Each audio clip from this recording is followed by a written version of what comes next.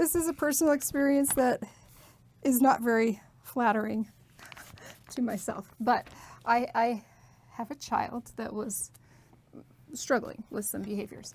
And I, being the good parent that I am, was like, I love this child, so I'm going to help this child. And so I prepared my lecture, and I went in, and I sat down, and I talked to them, and we talked about this earlier. I talked and talked and talked. Probably at them would be better than to them. And I laid it down. I let them have it. I told them, this is what's going to happen if you keep doing this, and here are the consequences, and this is why it's not good, and we need to change this.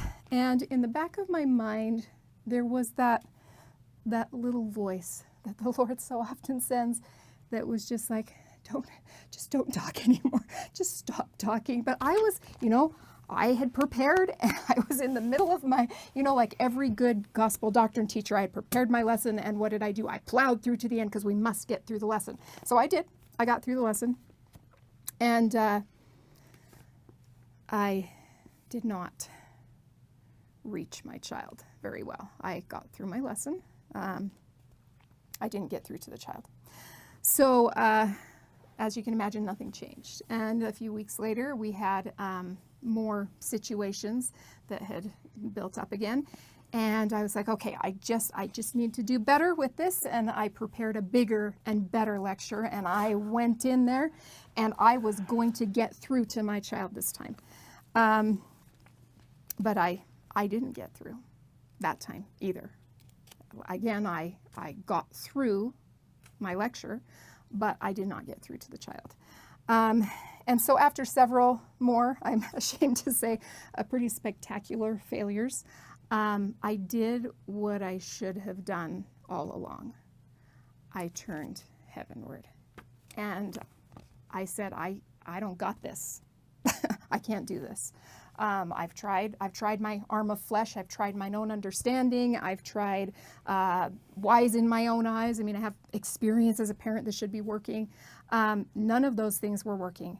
And so I turned to the Lord, and I said, I need help. I need your help. And it was very interesting because the Lord's understanding that started to trickle in was almost 180 degrees opposite of what I was trying to shove, push my child into. And it was different. And it was a humbling process to realize that my wisdom, my understanding, was nowhere near adequate to addressing the situation. And as I started listening to He who is omniscient and omnipotent, He sees all, He knows my child, He knows me, He knows what He's working with here, and it's not perfect. But as I started to listen to His understanding and trust in the Lord, and lean not to my own understanding, and to not be wise in mine own eyes, things started to change. I had another discussion with my child that was a very different discussion. It was a beautiful experience. It was a three-way discussion between the child and myself with the Lord involved. And there have been many more discussions since. And there has been tangible growth and progress and change. As I was going through this experience that lasted, months, it occurred to me, how many times, Kiplin, do you approach your own problems this way? Do you try to fix your own problems this way? How many times do you just roll up your sleeves? You're like, I've got all these resources, I can do this.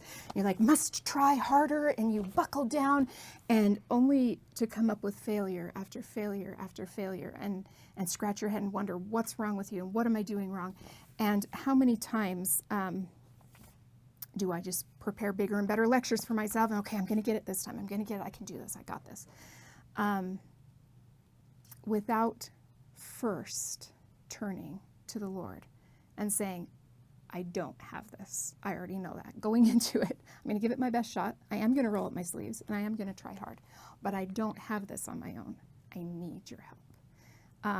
That makes all the difference. And so I have a testimony of this particular scripture, not just from this experience, but from countless experiences in my life and in our life in our combined. marriage, yeah. Yeah. You know, that story, that experience in this scripture, it reminds me of a powerful training that we received this last school year that involves 4 layers of how we interact with each other, and what you said there at the end, how we interact with ourselves. That's really powerful. At the top of this pyramid, you're trying to fix people, or you're trying to fix yourself, you're trying to fix something. And sometimes you jump in at that level thinking you've got it all figured out, and it doesn't quite work. So then in this model, you come down to the next level, which is take some time to teach why you're doing things, or how it should work, and then go back to trying to fix it. And if it still doesn't work, then you have to go down another level where you start to ask and observe and listen, where you gather more information from the person, from the individual. And then you try to teach some more and then fix it. And if it still doesn't work, then you go down to this bottom layer, the foundational layer, which is build the relationship, build that connection. And often in our families, in our wards, in our stakes, and with colleagues even at work at times, we spend so much time trying to fix each other, but we don't really spend as much time asking and listening or building the relationship. And I think this ties in clearly in our connections with heaven as well, as you've been describing, that we need to spend a proportional amount of time to this huge volume of the bottom part of this triangle, spending more time building the relationship with the Lord before we try to fix ourselves. Let Him help us with that as we work our way up this triangle. Yeah, I would say in the model that you were talking about, it kind of went this way. Maybe out there in a work setting or whatever, but how amazing would it be if we always approached things in this direction, with this relationship being with God first and foremost.